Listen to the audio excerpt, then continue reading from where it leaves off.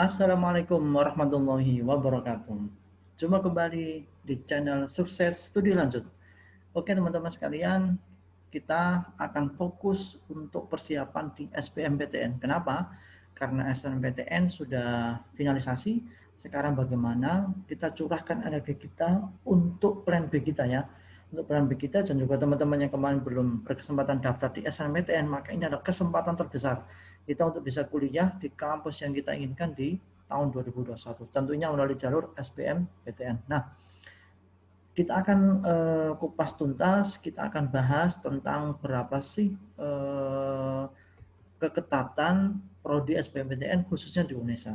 Yang pertama ya nanti, yang kemudian yang kedua adalah berapa skor UTBK yang dibutuhkan supaya teman-teman aman ya di pilihan SBMPTN UNESA. Tentunya topik kedua akan otomatis teman-teman nanti bisa simak setelah video ini. Untuk itu silakan subscribe dulu dan nyalakan tanda loncengnya. Oke, next kita akan bahas satu-satu ya. Saya mulai dulu dari kelompok Saintek UNESA. Ini kira-kira prodi-prodi apa yang ada di klaster paling atas. Oke, saya buka dulu. Nah, klaster pertama, wow, ditempati oleh teknik informatika. Ya, ini hampir sama ya di banyak kampus. Teknik informatika selalu menempati keketatan pertama. Kemudian ilmu gizi, wah luar biasa nih UNESA.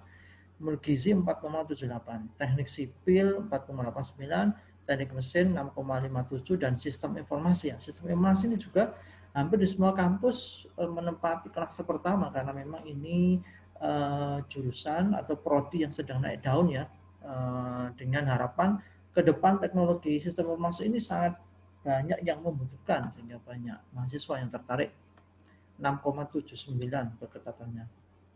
Ini di klaster pertama. Next, klaster kedua dihuni oleh prodi pendidikan matematika 6,8, matematika 8,45. Ini kelihatan ya, yang prodi pendidikan lebih banyak peminatnya sehingga lebih ketat.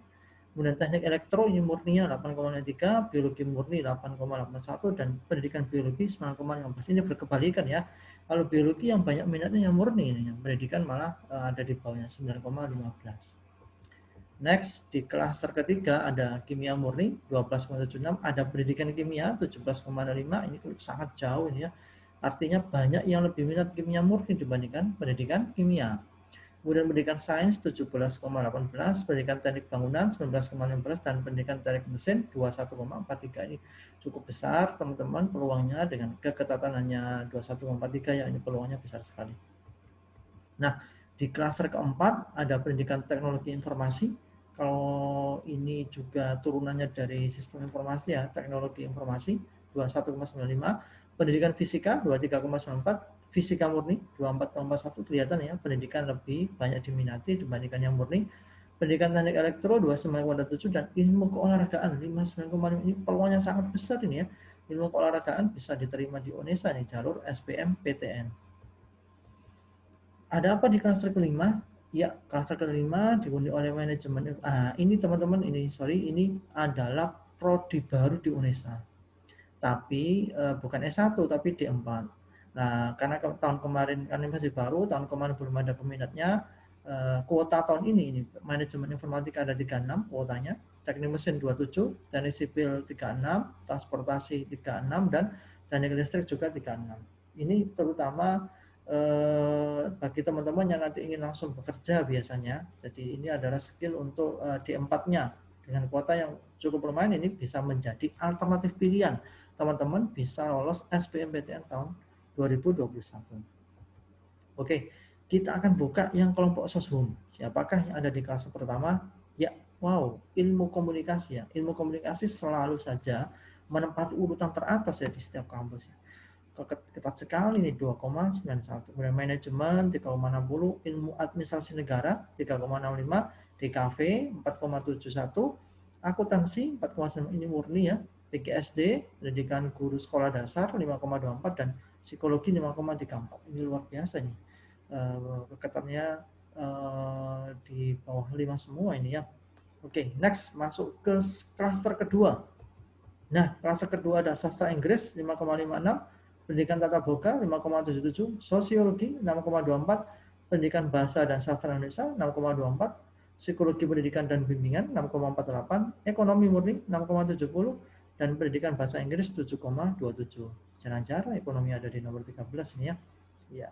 Jadi terutama nanti teman-teman bisa membaca peluang ya di sini. Mana yang sekiranya keketatannya tidak terlalu tinggi bisa nanti menjadi alternatif pilihan. Oke, kita masuk ke klaster ketiga. Ya, ada sastra Indonesia, pendidikan tata busana, manajemen pendidikan, ilmu hukum 8,29, pendidikan administrasi perkantoran, pendidikan tata rias, dan pendidikan bahasa daerah atau bahasa Jawa. Lumayan ya, pendidikan bahasa daerah itu 9,78 keketatannya. Mungkin ini kuotanya kecil, sehingga menimbulkan keketatannya tinggi. Next, klaster keempat dihuni oleh ekonomi Islam. Ini seharusnya ekonomi Islam banyak yang minat harusnya ya. Kalau kita punya pandangan bahwasanya ke depan ilmu ekonomi Islam itu sangat banyak yang membutuhkannya 10,53. Pendidikan guru anak usia dini 10,96, pendidikan Pancasila dan Kewarganegaraan 11,27, pendidikan ekonomi 11,80, pendidikan sejarah 12,42, pendidikan jasmani, kesehatan dan rekreasi 12,88, dan pendidikan akuntansi 13,04. Ini rata-rata didominasi untuk kelompok kependidikan. Next, ada apakah di klaster kelima? Ya, ada pendidikan geografi, pendidikan luar biasa, kurikulum dan teknologi pendidikan, sastra Jerman, pendidikan ilmu dan pengetahuan sosial, pendidikan bahasa Jepang, dan seni rupa murni sebesar 19,40. Teman-teman nanti bisa mengkalkulasi ya kira-kira saya cocoknya di mana dengan peluang berapa melihat keketatan yang sudah ada. Nah, kita buka klaster ke-6 dari kelompok sesum.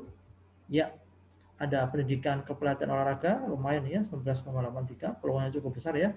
Pendidikan tata niaga, pendidikan luar sekolah, pendidikan bahasa Mandarin, pendidikan bahasa Jerman, pendidikan seni rupa, dan seni musik 31,00. Tentunya keketatan ini sangat nanti berpeluang kalau teman-teman nanti memilih salah satu prodi dari kelompok sesum ini. Yang ada di klaster 7 kita buka. Nah, ini adalah prodi baru tapi bukan S1 ya, tapi ini D4. Jadi baru tahun ini dibuka, ada desain grafis, kuotanya 13 mahasiswa, AN Administrasi Negara 40, Tata Boga 27, dan Tata Busana 27. Ini peluang teman-teman karena ini baru dibuka tahun ini, tahun kemarin belum ada data peminatnya. Dan ini nanti D4 biasa orientasinya langsung teman-teman punya keterampilan untuk bisa terserap di dunia kerja. Melihat kuotanya kayak administrasi negara cukup besar sekali ini teman-teman. Nanti jadi alternatif untuk bisa dipilih sehingga kita bisa lolos SBMPTN tahun 2021 di Universitas Surabaya, Universitas Negeri Surabaya. Nah, berapa sih Kak skor UTBK supaya kita itu aman ya lolos di UNESA? Nah, tentunya ikuti video berikutnya. Untuk itu, silakan klik subscribe dan tanda loncengnya. Sehingga kita akan ketemu di video berikutnya untuk kupas tuntas tentang skor UTBK. Baik, tetap semangat. Sampai jumpa. Insya Allah sukses semua. Wassalamualaikum warahmatullahi wabarakatuh.